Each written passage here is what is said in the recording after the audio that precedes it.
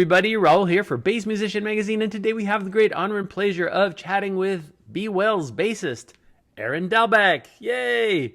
How you doing? Thanks for having me. Oh, my pleasure, Aaron. As always, starting from the beginning, we like to get to know a little bit about you. How did you get started in music and on bass?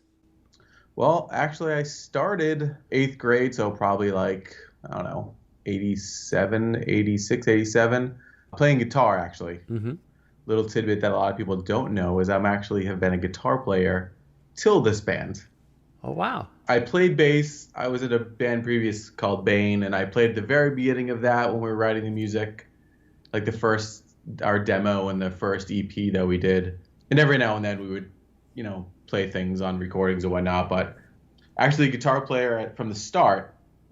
But starting with bass, it was just kind of a little bit jumping forward. But like essentially, Brian, the singer of Be Well, he recorded almost the entire catalog of my previous band and a bunch of other bands I had been in. And he had asked me to play in Be Well. And he's like, "Oh yeah, you're gonna play bass. We need a bass player." And I was like, "All right, here we go."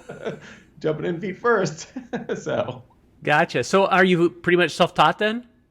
Yes. I had a cousin who was about 6 months older than me, and he was a great guitar player. He actually, funny is, when we first started, because we spent all of our time out of school together, he wanted me to play bass, and I was like, "No, I want to play guitar." Took lessons for maybe 6 months, and it was all self-taught and learning from him and stuff. So I'm more of an ear player than a reading music for sure. Yeah.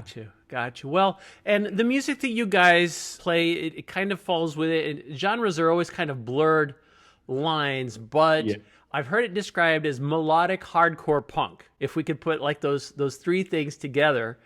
Yeah. And each one is kind of unique because you've got a whole punk movement, but then when you make it hardcore, it's more intense and powerful.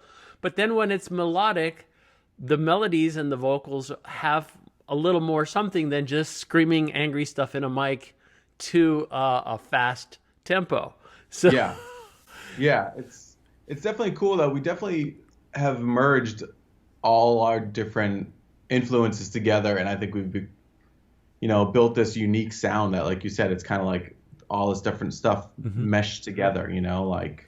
Everybody comes from the same background, but as everybody's grown, we've one of the guitar players, Mike, he's in all like strictly metal band, and Brian, our singer, has like produced all these different genres like Thrice, Circus Survive, Hot Water Music, like all these different bands, and it kind of all meshes all together. Got you. Well, and one of the challenges for guitar players, particularly when they pick up a bass, is how to think more like a bass player and less like a guitar player.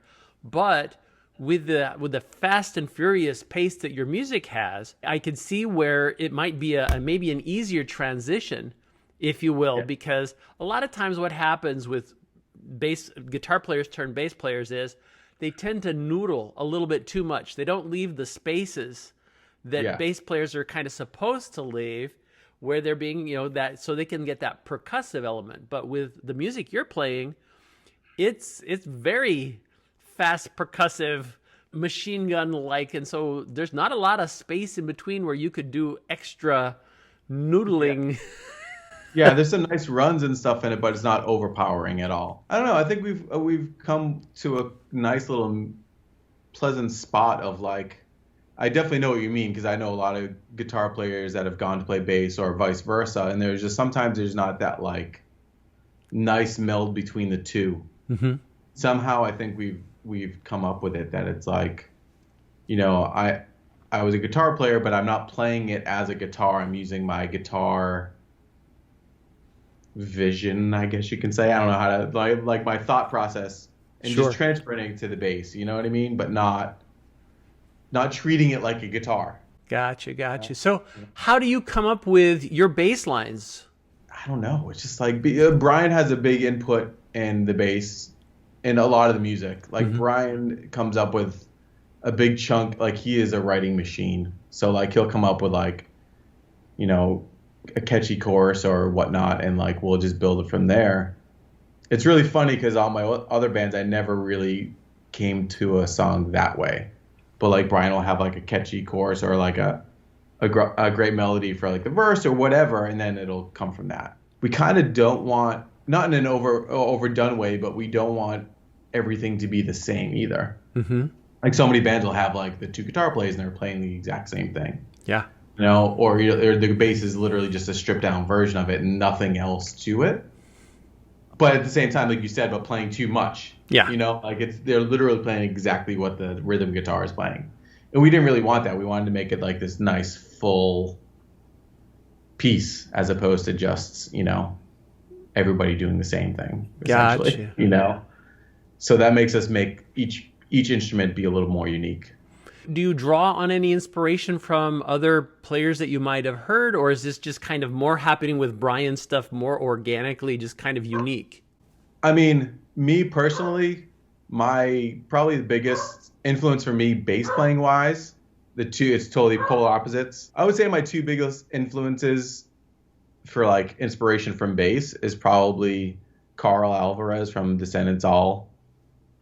And I mean, actually, I was all music, like Black Sabbath, the Geezer Butler is just like, I mean, that's Black Sabbath and Jane's Addiction are like what I wanted to sound like when I started playing guitar. But that whole band, like guitar, bass, it's like both bands are just, Black Sabbath and Jane's Addiction are just, I mean, you can't say anything bad. They're just phenomenal musicians, Absolutely. It's weird because to me, if they're on their own thing, it's not as good. But when they're with that group of people in each band, it's like perfection. More than the sum of their parts, definitely. Exactly. Well, and with Be Well, you came on board. It was kind of a unique situation because you joined in 2019, if I'm not mistaken. And yep. This has kind of been you've been in the middle of a pandemic run, which has been a unique situation for bands and music in general. Yeah. So Brian had started writing music a while ago before he got everybody in the band. And I actually was living in Massachusetts at the time. We're based out of like the Baltimore, D.C. area generally. Mm-hmm.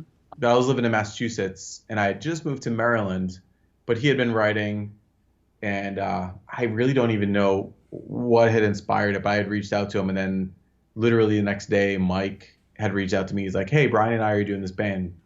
Check it out. He sent me some of the demos they had done, and I was like, let's do it. And that was in summer of 2019. We ended up getting the other guitar player and the drummer, started practicing, writing more, recording, and recording happened right before the lockdown. And originally the record was supposed to come out in June, the very beginning of June of 2020. And then we were like, let's just wait. It'll get better. And of course, it doesn't.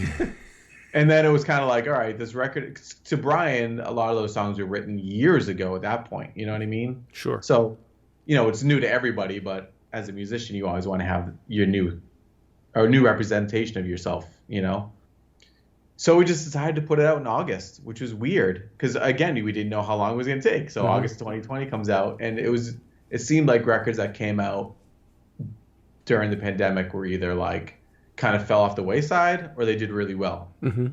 And we were really lucky that people really gravitated and connected with it, But then no shows. Exactly. Well, you don't have the touring to support the record, which is kind of the pattern. You get a release and then you're touring the bejeebies out of it, and the crowd that's been listening to your record sings along at the shows because they've been listening to your record until you got to their venue. Yeah. So it's been interesting. Like obviously nobody has, but like, I've been touring since 92, and that was like, you put out a record and then you're on the road for 6 to 8 months, know?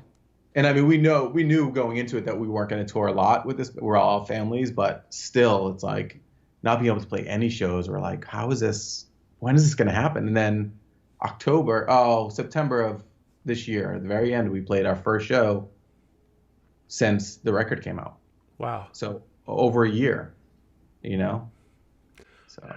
Well, and I think maybe one of the reasons it's done well is that because of the pandemic, the masses of humanity have been in need of therapeutic outlets. And a big part of the nature of your music, whether it's confessional or magic, a lot of times musicians are able to put to words and melody the feelings that the public has. And so we just, the general public just can't figure out how to say it, but they hear it and they go, oh, this is what I'm feeling and this is how I identify. And as I was looking at some of the comments, watching some of the videos, it had an impact on people where there was one person that said, I watched this and it made me cry, and maybe that's what they needed at the time, a good cry, but it's kind of the combination of everything, people losing their jobs, people being locked in, people being stuck with their kids for the first time ever. There was a lot going on. So something that had kind of a therapeutic value. And I think a lot of people tend to relate with punk, just kind of more angry stuff and making bigger statements. But I found there was a lot more kind of individual kind of expression. There was stuff that was being said. And I could see people kind of hitching their wagon to that and going, yeah, that's how I feel. I think the same is true with like romantic songs where you're feeling romantic at a certain time and you relate that song to like the young lady you're dating or something like that. You go, oh, that's our song. I remember this, and it all kind of ties together. But these will be tunes of the pandemic that people will go, yeah, I was feeling frustrated, or I was feeling, and this helped me vent just by listening. I think the coolest thing about it is with Brian's lyrics, especially, it's like they're very personal when they're, it's very emotional, but like you can relate to it, even if the thing he's talking about isn't what you're thinking about, but it like helps you think and relate to things. You know what I mean? Mm-hmm. Like it doesn't necessarily have to be the exact same situation, but you can relate to it. And I think the music for sure like helps back that. Like I feel like it's pretty unique and it's a counter to the lyrics. It's just like it's very emotional and raw and brings that all out. Absolutely. And because you haven't been a dedicated bassist, I'm doing air quotes here, for too long, you probably, are still at the beginning of the gear acquisition syndrome journey that bass players suffer. But tell us, gear-wise, how are you getting your sound? So all I have right now is I just use the Orange Terror head and my wireless, and that is it. I've always been the kind of guy, even when I play guitar, it's like I have a P bass and a jazz bass that I use, but obviously I have to use those. An instrument, yes. Yeah. But I've always been of the thinking like I should be able to just plug in and have it sound good. Mm-hmm. Like, you know what I mean? Like I've never been a huge guy for like effects and stuff. So like sound wise, I've always been like, I should be able to just plug in and have it sound great. And then that's the right gear, But I use those. I actually used the Shure wireless, which I hadn't used a wireless in a long time because I used to always have trouble with them. So literally, I think the last one I had was 15 years ago. And we were playing and Mike was like, the guitar player was like, why don't you have a wireless? I was like, they're awful. Yeah. Because I always just put them off. And he's like, you got to try this one that I have. And I got it, and it's the Shure, I forget which model it is, but it's like it's got the tuner built into the receiver, and it's great. It's great. They definitely have gotten better. Now your basses, they're Fenders, if I'm not mistaken, right? Yep, the Fender P bass, and I just got a Fender Jazz. And the Jazz is great because it feels not so gigantic. I like the sound of the P bass, but live, because I use some gain when we play live on the bass amp, so it doesn't make that much difference. But the Jazz just plays so much easier. The neck is just... when I first started, we'd play some shows, and it was like my hand every night. I'd have like cramps because I'm used to the guitar. Yeah. So between like picking too hard and like just the neck being so much bigger, I get cramps. And like trying to like do the runs, I was like, at the end of the night. Well, and the nature of your music is so energetic that, if I'm not mistaken, sometimes you're even like airborne. So having a comfortable bass is a big part of it. It is a big part of it. Yeah. Well, you curb the pains wherever you can. So if it's the hands or the legs, wouldn't Sure, totally. Well, and that is, again, in the journey that many bass players have, they discover that a certain shape of a neck will feel better for your hands. And so Yeah. I'm sure you've seen the difference between the P bass and the jazz bass necks. Yeah. But you've got neck profile, you've got overall weight, you've got the body shape, and the way it's balanced. I know a lot of musicians are going headless, which is cutting down on weight. And they lose their neck dive. And so there's a lot of things. So you're just at the beginning of the journey as you're searching and going, hey, this feels really good. Or you might be a Fender guy for life. Who knows? But it's all part of the process. Yeah. We love it. I mean, I love it. I love playing them. I've tried a few other basses and I just kept gravitating towards that. So I was just like, you know what? They're great. And I use Ernie Ball strings. You always use them with guitar, and I just tried them, and I was like, you know what, these are great. Very, very cool. Yeah. Well, and looking ahead, because again, we're kind of hitting the tail end of the pandemic. Tours are starting to open up. People are kind of coming. Vaccinations are happening. There's a lot of positive things that are helping us return to kind of a prior state of normalcy. What's in the works for the future? What plans do you guys have? So we go to, what month is it? It's in November. We're in November now. Towards the beginning of December, we're actually flying to Europe to play our first show. We're playing just one show over there in Hamburg. And then we come back, and then at the end of January, we're going back to Europe for 2.5 weeks with that band Comeback Kid from Canada. So that's like 2.5 weeks in Europe. And then we have a couple of weekends that we're pretty sure we're going to do like main support for a couple bands, but we're not too sure if that's hashed out yet. Mm-hmm. But kind of our plan is to just, like, we all have families, so we just want to do some long weekends, do a bunch of long weekends as much as we can.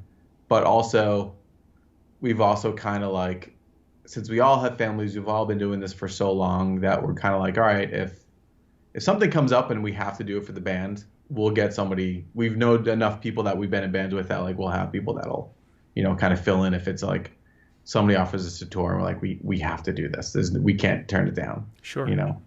Only obviously Brian, the singer's the only one that can't be. Can't be replaced. Right.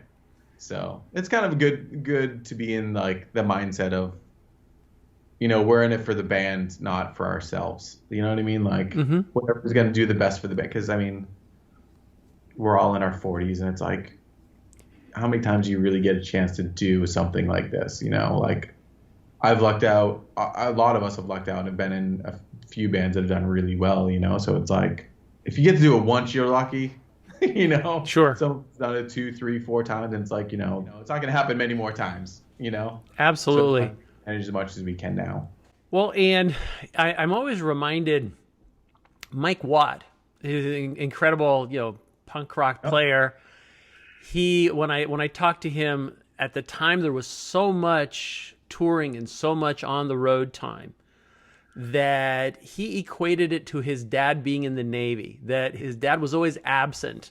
And if you look at his signature bass, it's got an anchor in the fretboard, in honor of his father's naval service. But part of what he said, he made a conscientious choice not to have a family because he didn't really feel it was fair to them if he was going to be pursuing the music as a full-time, all the time, I'm always gone kind of thing. And it's good that the whole band has a very similar perspective so that it's not like you're not the only one going, well, I can't really go. And everybody else says, hey, we need to go. And Exactly. And it's just you.